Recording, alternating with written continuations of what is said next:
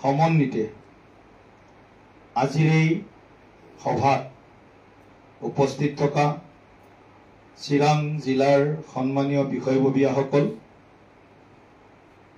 মণ্ডল সমিতিৰ সন্মানীয় সভাপতি সাধাৰণ সম্পাদকসকল, মৰ্চাৰ সন্মানীয় সভাপতি সাধাৰণ সম্পাদক প্ৰমুখে বিষয়ববীয়াসকল আৰু বিভিন্ন দায়িত্বত থকা আজিৰ সভাত উপস্থিত হোৱা শ্ৰদ্ধাৰ আত্মীয় কাৰ্যকৰ্তা বন্ধু বান্ধৱীসকল, জয়তে মই আপোনালোক সকলোকে মোৰ শ্ৰদ্ধা আৰু সেৱা জনাইছো। বহু দিনৰ পৰা ইচ্ছা আছিল যে বিজনীত এবাৰ আহিব লাগে, চিৰাঙত এবাৰ আহিব লাগে আৰু চিৰাঙত আহি আমাৰ আত্মীয় যিসকল কাৰ্যকৰ্তাই আমাৰ আপোন দলটোৰ হৈ তেওঁলোকৰ মাজত এক উৎসাহৰ বাতাবৰণ যাতে গঢ়ি তুলি যাব পাৰো, এই কথাটো মোৰ বহু দিনৰ পৰা মনৰ ইচ্ছা আছিল। আৰু দলে বোধহয় মনৰ ইচ্ছাটো সদায় গম নোপোৱাকৈ মই তেওঁলোকে গম পাই দায়িত্ব এটা দিলে যে 10খন জিলাৰ সদস্য ভৰ্তি অভিযানৰ ৰাষ্ট্ৰীয় সমিতিৰ ফালৰ পৰা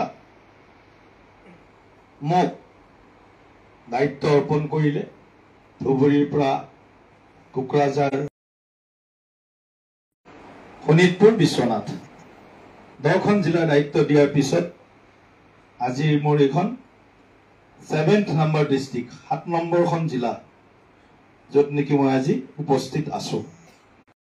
মোৰ বিশ্বাস চিৰাং জিলাৰ আত্মীয় কাৰ্যকৰ্তাসকলে আমাৰ দলৰ যি আদৰ্শ, আমাৰ দলৰ যি সাংগঠনিক ভেটি, আমাৰ চৰকাৰৰ যি কাম কাজ, সেইসমূহ ৰাইজৰ মাজলৈ লৈ যাবৰ কাৰণে অহৰহ চেষ্টা চলাই আছে। আৰু আমাৰ এইখন জিলাৰ, চিৰাং জিলাৰ 2টা সমষ্টি,